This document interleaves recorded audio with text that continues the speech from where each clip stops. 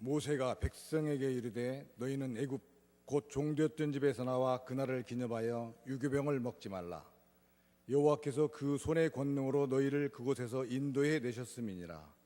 아비벌, 이날에 너희가 나왔으니 여호와께서 너를 인도하여 가나안 사람과 헷 사람과 아모리 사람과 히윗 사람과 여부스 사람의 땅 곧 내게 주시려고 내 조상에게 맹세하신 바 젖과 꿀이 흐르는 땅에 이르거든 너는 이달에 이 예식을 지켜 이래 동안 무교병을 먹고 일곱째 날에는 여호와께 절기를 지키라. 이래 동안에는 무교병을 먹고 유교병을 내게 보이지 아니하게 하며 내 땅에서 누룩을 내게 보이지 아니하게 하라.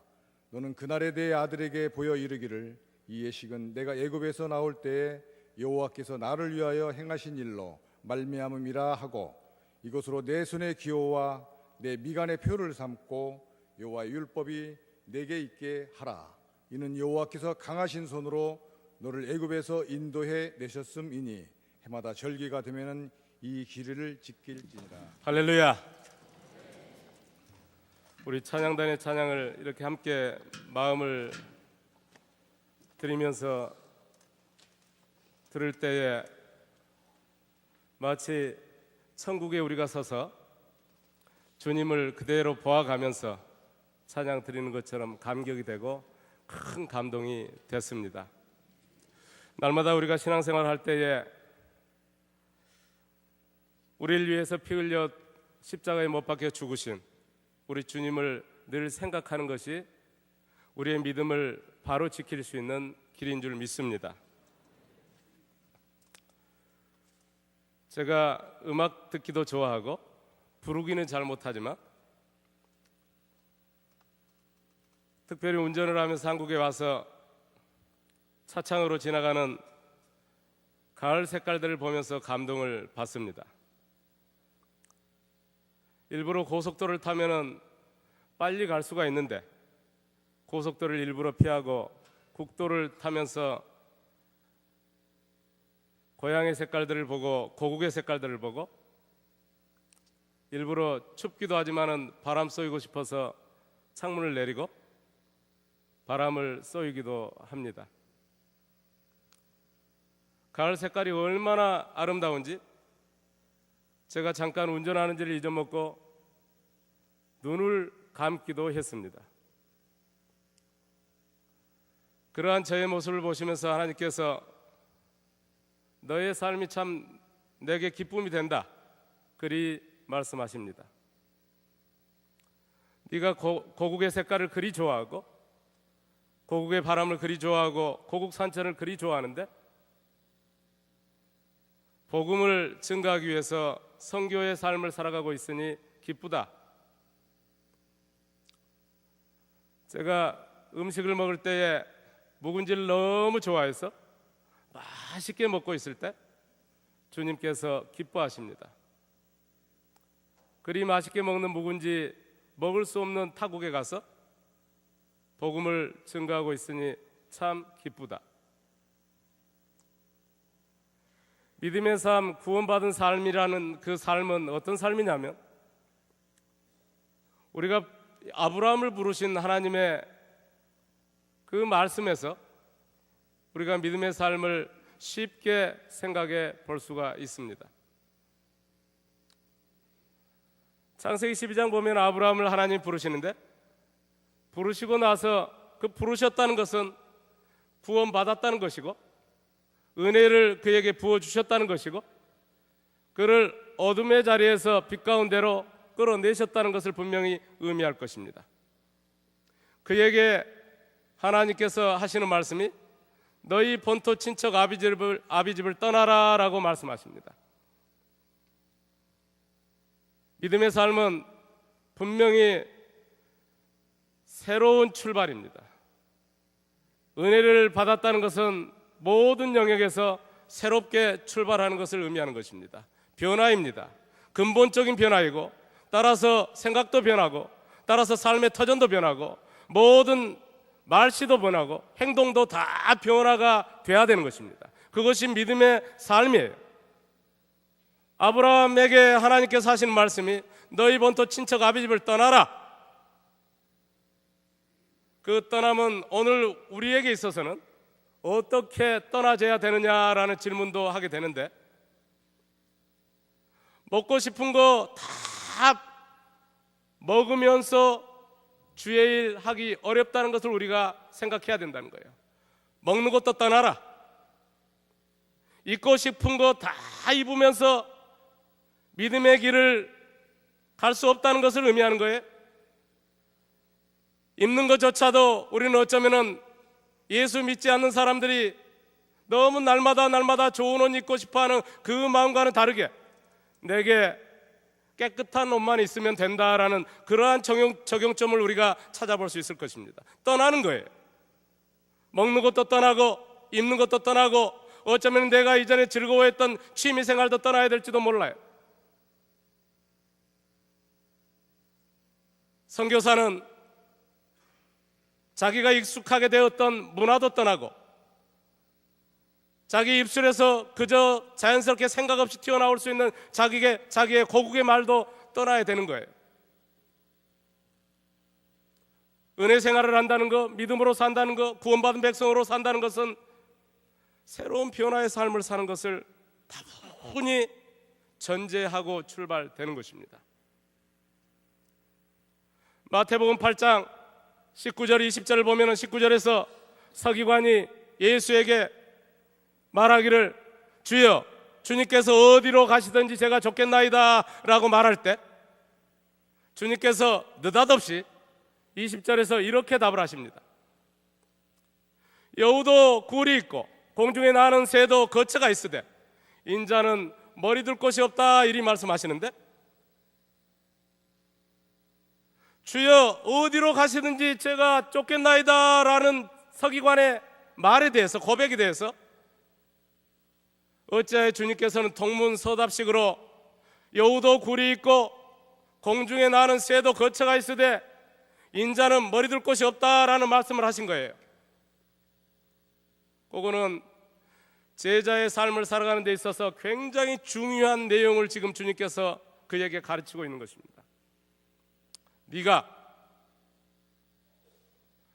나의 가는 길을 분명히 인식하고 나를 따르라라는 말씀이에요.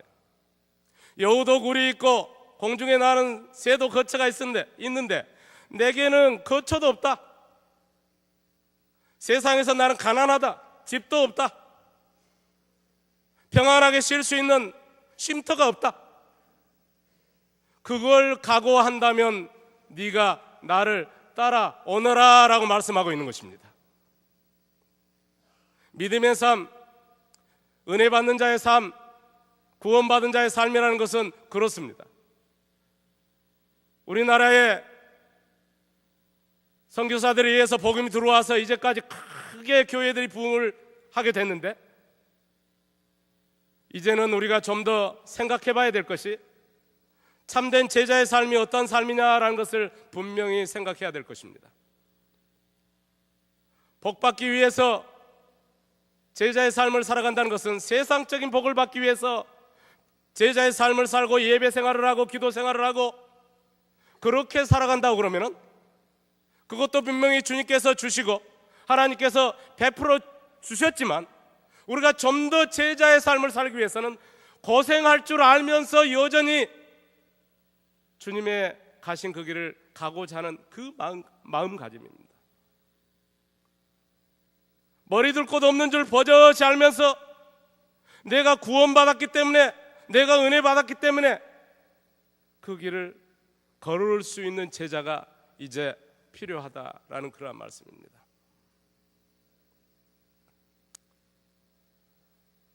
단풍 좋습니다. 한국에 오면은 찌그리 맛깔스러운 음식들이 올 때마다 개발되고 좋은 것들이 많은지 모르겠어요. 그런 거 좋습니다. 어쩌면은 현재 한국의 우리 고국의 생활이 세계 어떤 선진국과 비교해 볼 때에도 국민소득이 좀 떨어질지언정 여전히 생활의 수준은 상당히 이제 거의 선진국의 수준에 올라와 있고 많은 것들을 누리고 살아갑니다. 그 누림에 대해서 하나님의 은혜라고 쉽게 이야기하고, 그리고서 그 은혜에 걸맞게 제자의 삶을 우리가 살아가지 못하고 있다면, 이 부분은 우리가 분명히 다시 한번 우리의 삶을 새롭게 만들어 가야 되는 것입니다. 우리가 흑암 가운데서 빛 가운데로 옮겨진 이 사건보다도 더 큰 사건이 우리의 인생에 있어서는 없고, 그렇다면 흑암 가운데서 빛 가운데로 옮겨주신 그 값없이 주신 주의 은혜는 그 어떤 것과도 비교할 수가 없는 것입니다. 그러므로 그 값없이 주신 그 어떤 것과도 비교할 수 없는 그 은혜를 받은 자답게 은혜를 모르는 자들과 전혀 다른 삶을 살아갈 각오가 필요하다라는 그러한 말씀이에요. 골로새서 1장 6절의 말씀을 보면은 너희가 복음을 듣고 참으로 은혜를 깨달음으로 말미암아 너희에게서와 또 세계 만방에 열매를 맺어 가는도다라고 말씀하고 있는데, 우리가 복음을 듣고서 중요한 것이 날마다 복음을 들을 때마다 우리가 상기하고 깨달아야 될 내용이 뭐냐 하면은 주님의 값없이 베풀어 주신 그 은혜인 줄 믿습니다. 날마다 그 은혜를 우리가 생각해야 돼요. 그래서 은혜에 젖어서 은혜에 정말 끌려서 살아가는 인생은 고난이 있어도 은혜에 젖어 있기에 행복합니다. 은혜가 메마른 가운데 예배드리는 그 예배드림은 아무런 감동이 없어요. 그러나 은혜가 내가 예배의 이 자리에, 서문의 가족 속에 내가 속해서 어려운 일이 있어도 이 자리를 지키면서 여전히 내가 예배드리고 있다는 이 자체만을 생각할 때에도 은혜의 공동체 안에 있다는 이 자체, 다른 거 다 던지고 환경 바라보지 않고 내가 이 은혜의 공동체에 있다. 선교사가 세운 역사가 있는 이러한 강단에 서서 제가 말씀 증거하는 선교사로서 이 감동이 얼마나 큰지 몰라요.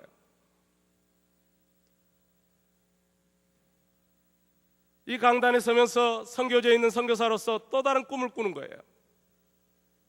내가 주님의 품에 안긴 후에 50년이 흐르고 100년이 흐른 후에 내가 부족하지만은 개척한 그 주님의 몸된 교회가 이와 같이 성장하기를, 비전을 품고 기도 제목이 되고 소망을 갖게 되는 거예요.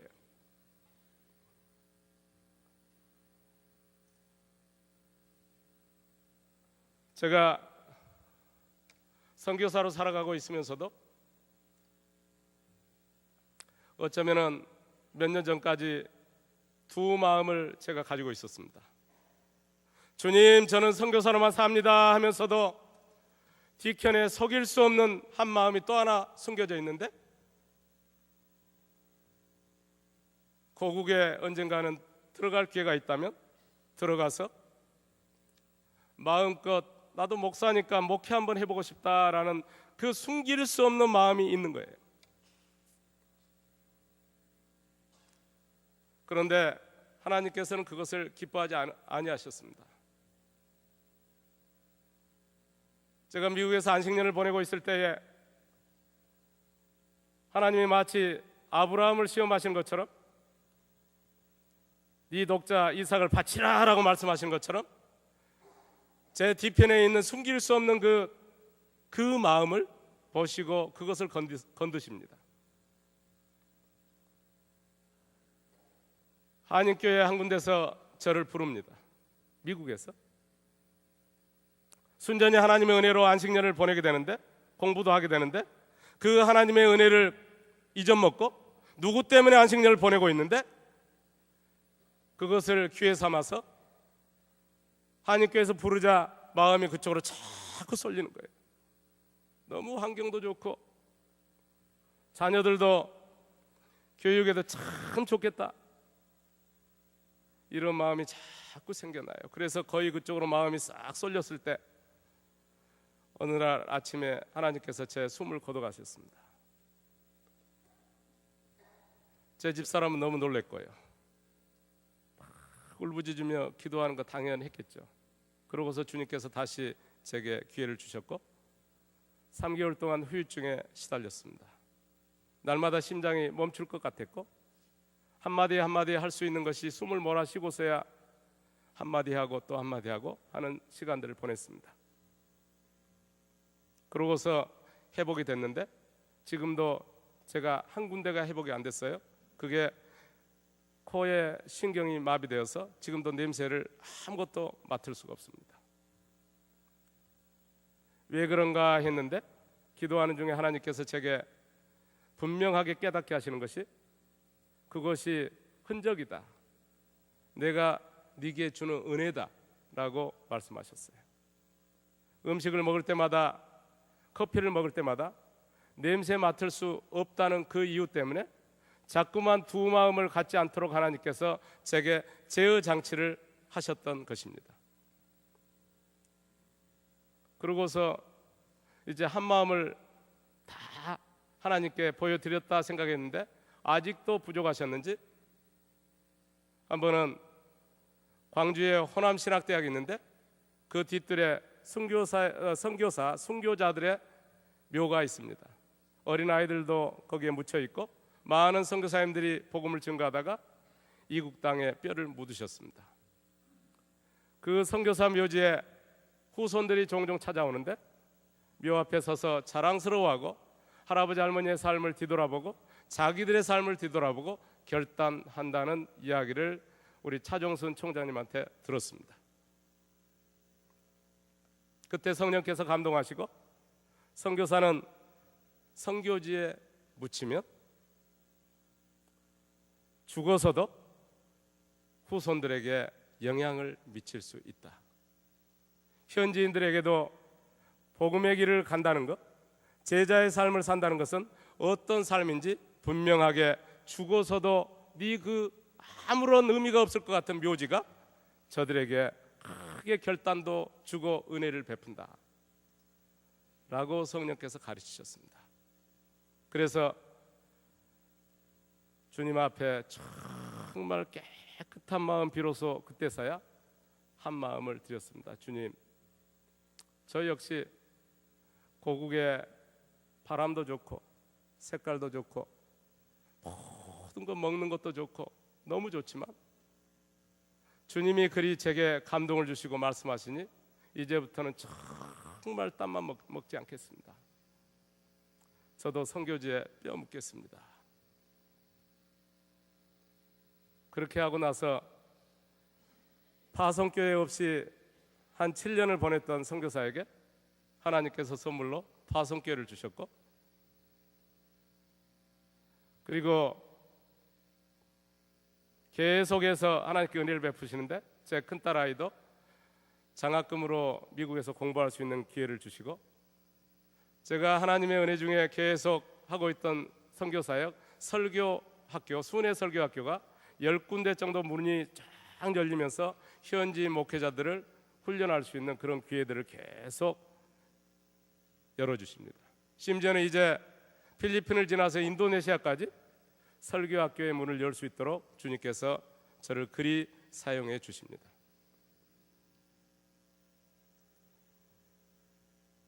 은혜는 하나님이 우리에게 베푸신 그 은혜는 가장 값진 보화와 같아서 마태복음에서 말씀하고 계시는 대로 한 주인이 한 밭에서 보화를 발견하며 모든 소유를 다 팔아서 보화가 감추어진 그 밭을 사는 것처럼 우리가 예수를 발견하며 그 예수를 위해서 모든 것을 거기에 투자를 해야 될 줄 믿습니다. 이것이 구원받은 자의 삶이고 은혜 받은 사람의 삶의 패턴인 것입니다. 은혜가 끌어가는 삶, 주님의 그 은혜와 그 어떤 것도 비교할 수 없어서 사도 바울도 모든 것을 예수를 얻기 위해서 배설물로 여겼다라고 고백하고 있는 그대로 우리 또한 그 은혜가 깨달아지면 깨달아질수록 날마다 그 은혜에 감격해서 예배드려도 그 은혜 때문에 너무 감격해서 하나님을 최선을 다해서 올려드리고 찬양을 드려도 그러하고 기도를 드려도 그러하고 선교사의 삶을 살아가면서 이제 집은 선교지에 있고 가족도 집에 선교지에 있는데 저 혼자 나와 있으면 고생스럽잖아요. 가끔 고국 방문했는데 내 나라 들어왔는데도 거처할 곳이 없어서 하나님 앞에 밤중에 무릎 꿇고 기도원에 홀로 올라가서 어쩔 수 없이 돈 내고 기도원 가서 통곡할 때도 있었습니다. 그런데 그 삶 자체가 보니까는 은혜 안에서 보니까는 내가 은혜 가운데 있기 때문에 그와 같은 삶을 살고 있는 거예요.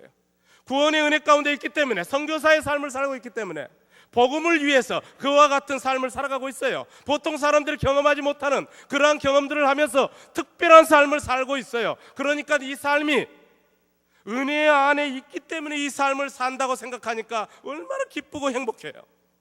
삶이 감사하고요, 가치가 있고요, 그 어떤 거 부럽지 않고요. 가진 것이 없으나 부유해요. 낮은 자리에 있는 것 같으나 낮은 자리에 있지 않아요. 아무것도 없는 것 같은데 있어요. 은혜 안에서 우리가 은혜에 푹 젖어서 살게 되면 은혜 안에 있다는 것 때문에 우리가 경험 안 해도 될 것들을 경험해요. 그래서 주님도 말씀하시기를 나를 따르려거든 너를 부인하고 네 십자가를 지고 나를 따르라 말씀하세요. 고생스러운 거예요. 은혜 때문에, 은혜 받았기 때문에, 구원 받았기 때문에, 믿음을 선물로 받았기 때문에 고생하는 것은 고생이 아니고 오히려 그 삶 자체가 참 복된 삶인 줄 믿습니다.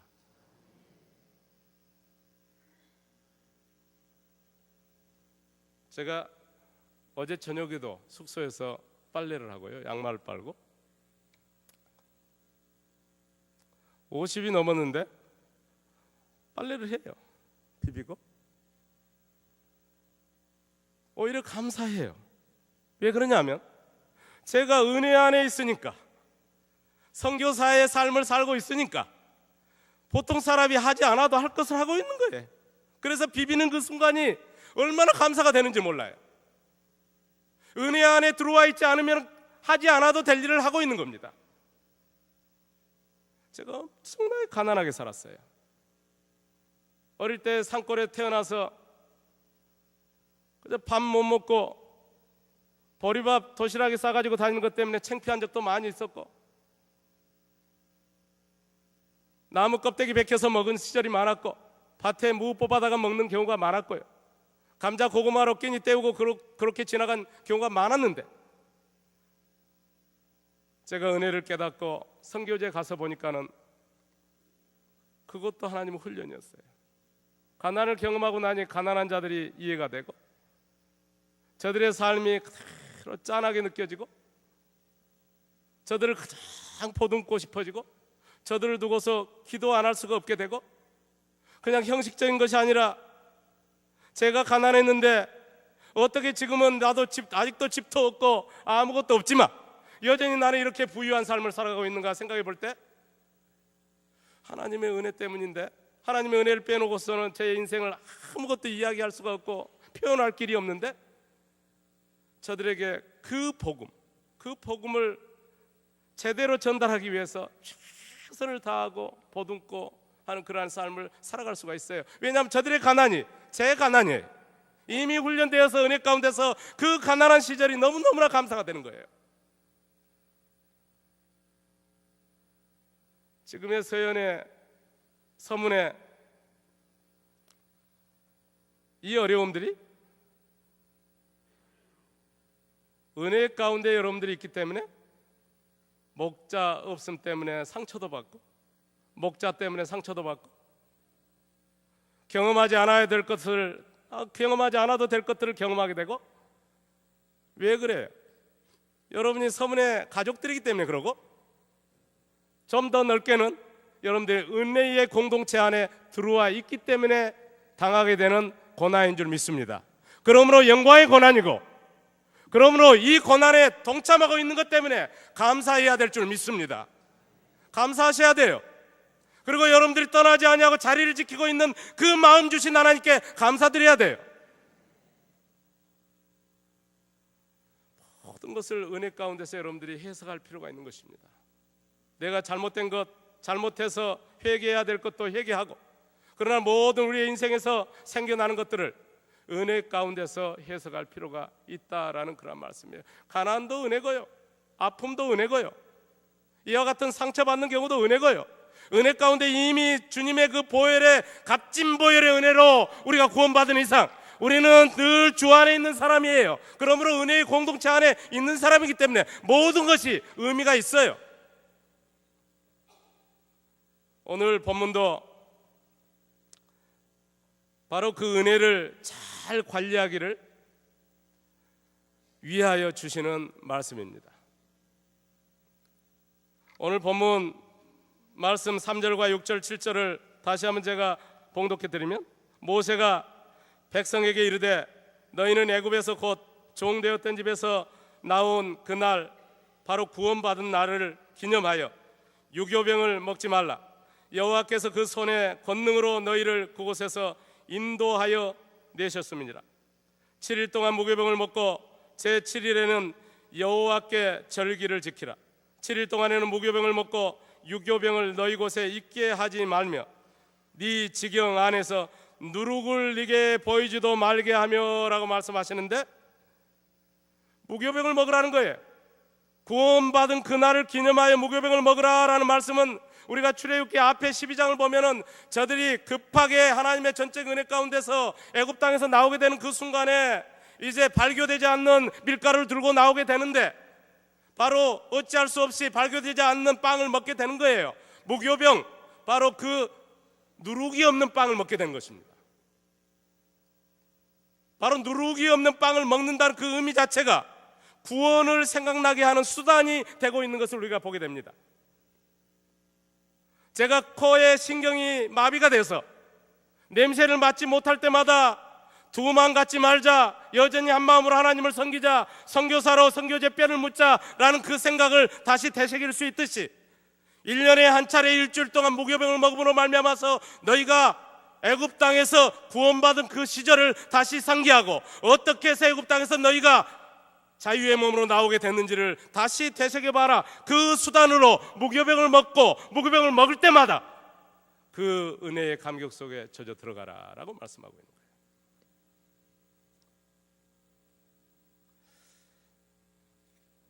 출애굽기 12장 19절 보면 이래 동안은 누룩이 너희 집에서 발견되지 아니하도록 하라. 무릇 유교물을 먹는 자는 타국인이든지 본국에서 난 자든지 막론하고 이스라엘 회중에서 끊어지리니라고. 은혜를 모르는 자들은 회중에 있는 듯하나 끊어진다 이렇게 말씀하시는 거예요. 회중이 아니라는 그런 말씀을 극단적으로 주시는 거예요. 레위기 2장 11절 보면 무릇 너희가 여호와께 드리는 소제들에는 모든 누룩을 넣지 말지니 너희가 누룩이나 꿀을 여호와께 화제로 드려 사르지 못할지니라 라고 말씀하고 있어요. 고린도전서 5장 8절 보면 이런 말씀도 있습니다. 이러므로 우리가 명절을 지키되 유월절, 무교절 연속해 지키죠. 우리가 명절을 지키되 묵은 누룩도 말고. 묵은 누룩이 뭘까요? 묵은 누룩은 어쩌면은 습관적으로 예배드리는 그것이 묵은 누룩이 될 수도 있고요, 성경보다도 전통을 따라가는 그것이 묵은 누룩일 수도 있고요, 내가 그저 대충 애매하게 한 발은 세상에 한 발은 교회에 넣어두고 애매하게 회색적인 그러한 신앙생활을 하는 것도 묵은 누룩이 될 수도 있고요. 명절을 지키되 묵은 누룩도 말고 괴악하고 악독한 누룩도 말고. 괴악하고 악독한 누룩이 뭘까요? 어쩌면 하나님의 이름을 빙자해서 자기의 유익을 취하고자 하는, 믿는다 하면서도 여전히 세상에 집중되어져 있는 예배의 목적도 여전히 나의 육신의 것을 취하고 세상 것을 취하려는데 거기에 목적을 둔 이것이 어쩌면 괴악하고 악독한 누룩이 될 수도 있는 거예요. 묵은 누룩도 말고 괴악하고 악독한 누룩도 말고 오직 순전함과 진실함에 누룩 없는 떡으로 하자, 이렇게 말씀합니다. 순전함이 필요해요. 다시 말하면 무교절을 지키고 무교병을 먹자, 무교병을 먹으라, 무교병을 먹으라라고 본문이 말씀하고 있는 그 무교병을 먹는다는 의미가 누룩 없는 빵을 먹는 건데, 다시 말하면 하나님의 전적인 구원의 은혜를 다 되새기고 살라라는 말씀으로 이해되는 것입니다. 그러므로 은혜에 방해되는 것들, 하나님의 은혜로부터 멀어지게 하는 것들, 이것들은 다 누룩이 되는 것입니다. 내게 그런 누룩들이 있어요. 우리 서문의 가족들에게도 그런 누룩들이 있을 수 있습니다.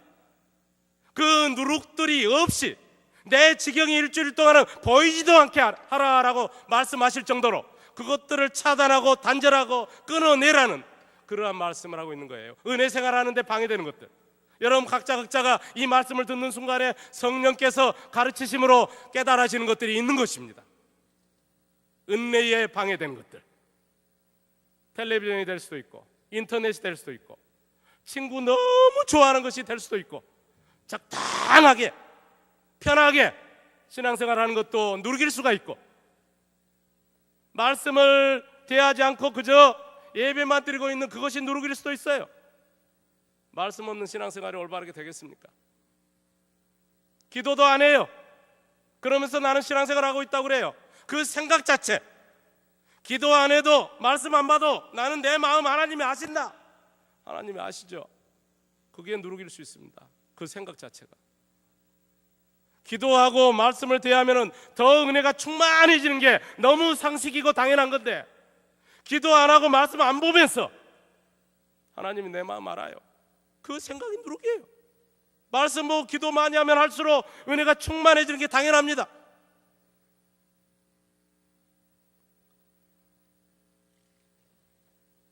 미국 엘라바마 주의 버밍엄에 소재한 브룩힐즈 교회 담임 목사 데이비 플래시라는 사람이, 이 목사님이 운동을 펼치는데 넘치는 것은 다 내다가 가난한 자들에게 주든지 선교하는 데 씁시다라는 운동을 펼칩니다. 이분이 레디컬이라는 책을 썼어요. 그 책에서 기록되어 있는 요점들이 그렇습니다. 내 인생을 살아가는 데 있어서, 믿음으로 살아가는 데 있어서, 은혜 받은 백성으로 살아감에 있어서 꼭 필요한 것은 놔두고 은혜 생활에, 굳이 은혜 생활을 하는데 도움되지 않은 것들은 다 내다가 놓자 하는 운동이에요. 저는 이 운동을 제 설교와 연결해서 볼 때에 누룩 제거 운동으로 이렇게 표현도 하는 것입니다. 넘쳐서 넘치는 것에 취하기 때문에 그렇습니다. 그 편리에 취하기 시작하면 인본주의 신앙이 되는 것입니다. 예배는 드리고 기도를 한다 할지라도 여전히 내 편리에 취해 살아가요. 그거예요. 주신 것 제가 비판하려고 하는 거 아닙니다. 그거 부인하고자 하는 거 아닙니다. 그러나 너무 넘치게 가진 것 때문에 그것에 취해서 내가 누룩이 많이 은혜에 덧칠이 돼가지고 은혜가 사실은 이미 어쩌면 메말라 있는 그런 상태가 덧칠이 돼서 내 편리와 내 합리와 어떤 이런 것들에 덧칠이 돼가지고 사실은 은혜가 아니에요. 그래서 내 생활에 꼭 필요한 거 놔두고 내어놓자. 우리는 지금 이러한 시도를 통해서 여전히 무교절을 지킬 수 있다고 봅니다. 무교병을 먹는 거예요. 실제적으로 어쩌면은 1년에 한 차례, 일주일 정도 텔레비전도 없고 전화도 없고 인터넷도 안 되고 방도 한 칸, 조그만 한 칸의 방에 있는 그런 기도원에 가서 우리가 보낼 필요가 있는 것입니다. 텔레비전 때문에, 인터넷 때문에, 분주함 때문에, 나의 인간적인 스케줄 때문에 필요하지만 그것들 때문에 우리가 은혜를 잊고 살아갈 수 있기 때문에 그렇습니다. 그래서 일주일 정도 기도원에 들어가서 한번 지내볼 필요도 있다는 거죠. 현대적으로 적용한다면 그러한 방법으로 무교절을 지킬 수 있다라는 말씀이에요. 그러면은 그곳에 있으면서 시간 많으니까 성경도 보고 기도도 하고 나의 삶을 은혜 받은 이후의 삶을 뒤돌아보면서 다시 회복할 수 있는 기회가 온다는 거죠. 시간이 다 돼가니까 정리하겠습니다. 마가복음 1장 6절 말씀 보면은 세례 요한의 모습을 우리가 보게 되는데, 요한은 약대털을 입고 허리에 가죽띠를 띠고 메뚜기와 석청을 먹더라 했습니다. 주님이 이 세례 요한에 대해서 마태복음 11장 7절에서 9절에서 말씀하시는데 이렇게 말씀하고 계시죠. 예수께서 무리에게 요한에 대하여 말씀하시되 너희가 무엇을 보려고 광야에 나갔더냐? 바람에 흔들리는 갈대냐? 그러면 너희가 무엇을 아마 바람에 흔들리는 갈대냐 할 때 제자들이 고개를 설레설레 흔들었겠죠. 그럴 때 주님이 계속 하시는 말씀이 그러면 너희가 무엇을 보려고 나갔더냐? 부드러운 옷 입은 사람이냐? 부드러운 옷을 입은 자들은 왕궁에 있느니라. 그러면 너희가 어찌하여 나갔더냐? 선지자를 보러더냐? 옳다라고 말씀합니다. 광야에는 선지자가 있고 선지자가 있어야 할 곳은 광야다라는 말씀이세요. 광야에는 부드러운 옷 입은 자가 있는 자리가 아닙니다. 저들은 늘 추구하는 게 왕궁처럼 좋은 환경을 추구합니다. 그러니까 부드러운 옷 입은 자는 광야에 있을 이유가 없어요. 있다 할지라도 바람에 나는 갈대를 바라보면서 시심해졌고 감성해졌고 관광하는 그러한 마음으로 지나가는 거예요. 선지자는 말씀을 맡은 자로서 오늘 예수 믿는 모든 사람들이 말씀을 맡고 있어요. 우리가 그러므로 다 선지자의 심정을 가지고 선지자적 삶을 살아야 될 필요가 있다 하는 것입니다. 이 선지자가 있어야 할 곳은 좁은 길이고 광야에 누룩이 없는 하나님과 1대1로 교제할 수 있는 설령 옷이 약대털을 입고 허리에 가죽띠를 메고 메뚜기와 석청을 먹는 그러한 인생을 산다 할지라도 은혜 받은 자로서 순전하게 하나님 앞에 바로 서서 광야 같은 그곳에서 아무것도 소유한 것 없이 하나님만을 바라보고 은혜를 갚기 위해서 최선을 다하는 그 삶, 그 삶이 누룩 없는 삶이고 무교병을 먹는 삶이다라는 그러한 말씀일 것입니다. 왕궁에는 불기둥과 구름기둥이 없습니다. 그러나 광야에 구름기둥과 불기둥이 있는 것입니다. 오늘날 왜 하나님의 체험이 없습니까? 왜 성령으로 충만하지 못합니까? 은혜 충만, 성령 충만 같은 말씀을 일진데 왜 충만함이 없습니까? 부드러운 옷 입기를 좋아하고 왕궁에 있기를 좋아하고 좋은 것 메뚜기와 석청 대신에 좋은 것을 먹고 싶어하고 좀 더 넓은 평수의 아파트에 살고 싶어하고 그 편리에 예수 믿는 사람들조차도 취해서 더 이상 구름기둥, 불기둥이 필요가 없어요. 그것들이 있으면 되는 건데요. 그래서 광야를 꺼려하고 모든 사람들이 가기 편하고 모든 사람들이 가고자 하는 넓은 길로 가는 거예요. 좁은 길은 싫어하고 광야는 싫어하고 불편한 거 싫어하고 선교사로 직접 현지에 가서 선교사의 삶을 살던 국내에서 하나님을 섬기면서 살아가든지 여전히 우리 모두는 선교사적 삶을 살아가야 된다고 보는 것입니다. 선지자적 삶을 살아가야 되는데 그 삶은 곧 내가 좀 불편을 감수할 줄 알아야 되고 머리 둘 곳 없는 주님을 따라가면서 나도 머리 둘 곳 없어도 돼요라는 그 각오를 가지고 따라갈 때 선지자적 삶을 살아갈 수가 있고 선교사적 삶을 살아갈 수 있는 거예요. 1700년도에 윌리엄 캐리라는 영국 선교사가 있는데 19세 때에 구두 수선공으로 있는 동안에 일하고 있을 때에 하룻밤 친구가 그를 집회에 초대를 합니다. 갔습니다. 그때 설교자가 주시는 말씀이 히브리서 11장 11절에서 13절 말씀입니다. 제가 봉독해 드리겠습니다. 이는 죄를 위한 짐승의 피는 대제사장이 가지고 성소에 들어가고 그 육체는 영문 밖에서 불사름이라. 그러므로 예수도 자기 피로서 백성을 거룩하게 하려고 성문 밖에서 고난을 받으셨느니라. 그런즉 우리도 그의 추욕을 짊어지고 영문 밖으로 예루살렘 안성 안이 아니라 성문 밖으로 예루살렘 성 밖으로 그의 예수의 치욕을 짊어지고 성문 밖으로 그에게 성문 밖에 그분이 계신다는 거죠. 성 안에 계시는 것이 아니라 종교인들이 있는 바리새인과 서기관들과 율법사들이 사두개인들이 있는 그저 외적인 신앙생활, 외식적인 신앙생활을 하고 있는 그 성 안에 예수님이 계신 것이 아니라 성문 밖에 계신다는 거예요. 그러므로 성문 밖으로 그에게 나아가자.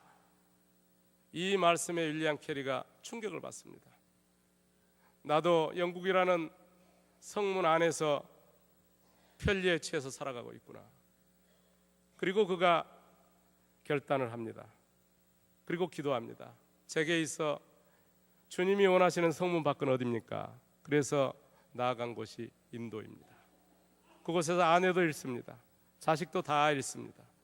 그래도 하나님의 주신 바 그 은혜, 아내의 목숨과도 비교할 수가 없고, 하나님이 구원해 주신 그 은혜, 자식의 목숨과도 비교할 수 없어서 여전히 은혜에 젖어서 은혜를 따라서 인도에서 선교사의 삶을 살다가 그곳에 뼈를 묻습니다. 선지자적 삶을 살고 무교병을 먹는 삶을 산다는 것은 성문 밖으로 나가는 삶이에요. 성 안에 내가 만들어 놓은 그 성 안에 내가 안주하고 편리에 취하고 적당히 그리하면서 신앙생활하는 그 신앙생활이 아니라 내가 쳐둔 그 바운다리를 깨뜨리고 자꾸 주의 은혜로 은혜의 자리로 머리둘 곳 없는 길을 가신 그 주님의 그 길을 가는 그 삶이 무교병을 먹는 삶이다 라는 말씀인 것입니다. 사랑하는 서문 가족 여러분, 무엇을 하든지 간에 주의 은혜를 기억하시기 바랍니다. 주님의 은혜 때문에 여러분의 인생이 어찌 됐는지 한번 뒤돌아보세요. 순간순간 굽이굽이 주님께서 어떤 은혜를 여러분들에게 베푸셨는지, 지금 현재 아프거나 뭐 좀 곤란에 겪어 있거나 주의 은혜 때문에 그래도 여기 앉아 계십니다. 그리고 이 말씀을 듣고 있고요. 그러므로 은혜 따라가는 인생이 되시기를 간절히 바랍니다. 세상 따라가고 돈 따라가고 아니라 우리는 이미 변화된 거듭난 인생들입니다. 은혜 받은 인생들이에요. 그러므로 은혜 안에 있을 때 행복하고, 세상의 고난이 밀려 닥쳐와도 은혜 안에 있기 때문에 그 고난도 감사가 되는 거예요. 은혜로 모든 것이 다 소화가 될 수 있는 줄 믿습니다. 여러분들이 이와 같은 은혜 생활을, 풍성한 은혜 생활을 하시기를 주의 이름으로 간절히 축원합니다.